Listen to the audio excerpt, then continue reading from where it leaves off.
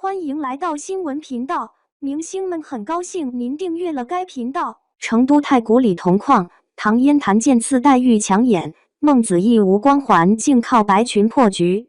成都太古里這場 FENDI 活動，真正刷屏的不是誰壓過誰，而是3位藝人站在同一畫面裡，身份、風格和狀態都清清楚楚。路透一出來，評論區立馬熱鬧起來。有人盯着唐嫣的品牌待遇，有人誇譚健次的身材和穿搭，也有人說孟子義沒有代言人光環，卻硬是靠狀態殺出一條路。說句實在的，時尚活動最怕什麼？最怕所有人穿得像一個模子刻出來的，禮服堆成山，珠寶閃到晃眼，藝人站在一起卻分不出誰是誰。這回倒是挺有意思。3個人沒有故意撞風格，各自把自己的牌打得明明白白。唐嫣當天穿的是利落牛仔西裝套裝，淺白金髮色很搶眼，身上沒有堆太多裝飾，反倒顯得乾淨。她往那一站，體態舒展，肩背挺直，整個人有一種我不用證明什麼的鬆弛勁兒。這類氣場不是靠瞪眼睛、抿嘴唇就能裝出來的。年輕藝人可以靠造型撐幾分鐘，資深藝人卻要靠長期作品、合作履歷和公眾形象把氣場焊在身上。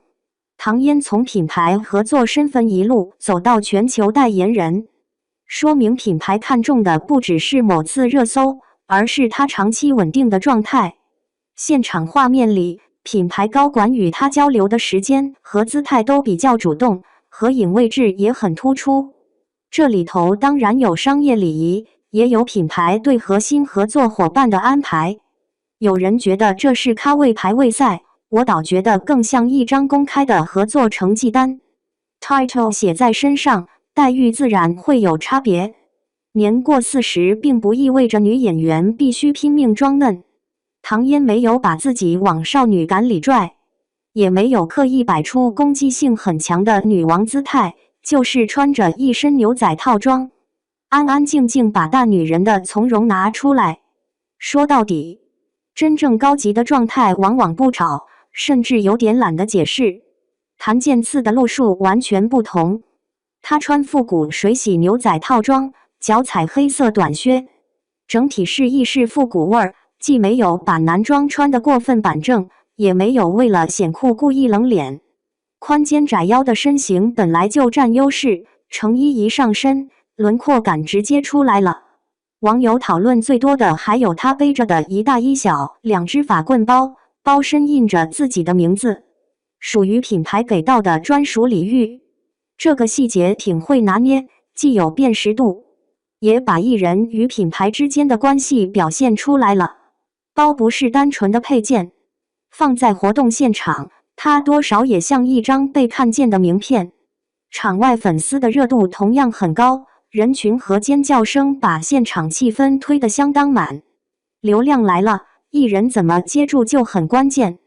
譚健次沒有擺出拒人千里之外的樣子，面對鏡頭比較大方，舉止也溫和，身上既有少年感，又有一點成熟紳士味兒。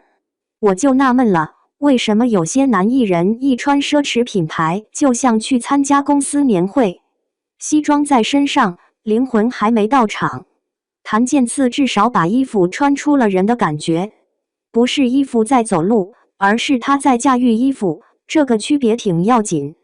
孟子義是另一種存在，他沒有代言人身份，也沒有高定光環，一襲白色緞面長裙配黑長直，造型簡單到幾乎沒有煙霧彈，可偏偏就是這種簡潔，把臉部線條、膚色和整體氣質都拖了出來。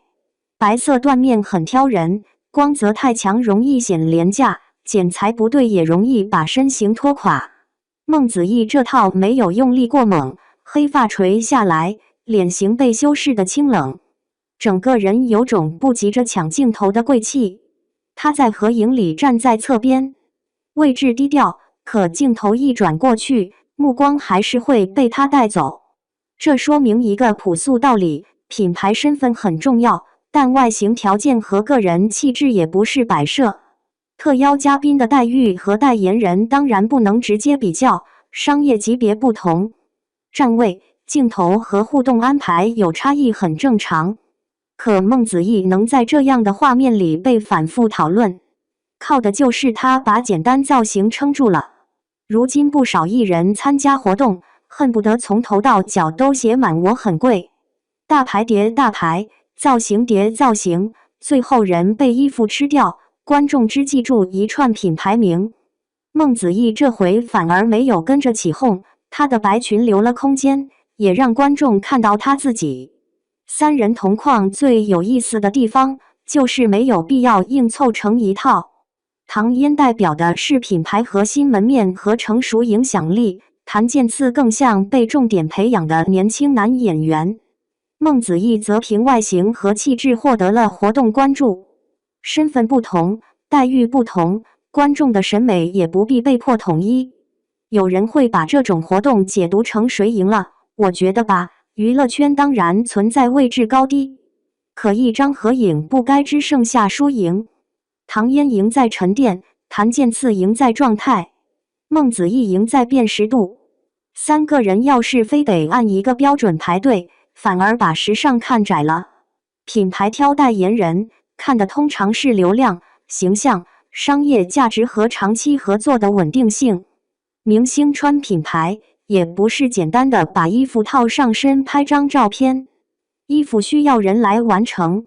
品牌也需要藝人把他的氣質翻譯給公眾，翻譯的好，路透就有生命力；翻譯的差，幾百萬的造型也可能像精裝修出租屋，貴是貴，沒味兒。從公開活動畫面來看，唐嫣的成熟，檀健次的摩登，孟子義的明豔並沒有互相打架，沒有誰非要把別人壓下去，也沒有誰必須靠誇張動作證明存在感。鏡頭給到誰，大家各自接住，站在什麼位置，也不影響個人狀態發光。我平時看時尚活動，最怕評論區把女明星和男明星都拽進一場無休止的比較裡，仿佛誰漂亮一點，誰就能宣布勝利。其實審美不是拔河比賽，沒必要把三種風格擰成一股繩。有人喜歡唐嫣的從容，有人喜歡檀健次的利落，也有人覺得孟子義那張臉就是天然優勢，各有各的道理唄。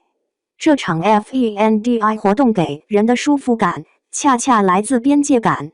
代言人有代言人的規格，特邀嘉賓有特邀嘉賓的表達，藝人不搶戲，品牌也不亂排，大家各自把衣服穿好，把狀態拿穩，畫面自然就順眼了。說到底，真正能留下印象的，不是某個瞬間誰把誰比下去了，而是誰在鏡頭前像自己。唐嫣穩，檀健次亮，孟子義美，三種路線都成立。至於誰最驚豔，那就別急着替網友統一答案。審美這口飯，咱各吃各的，誰也別端着碗管別人。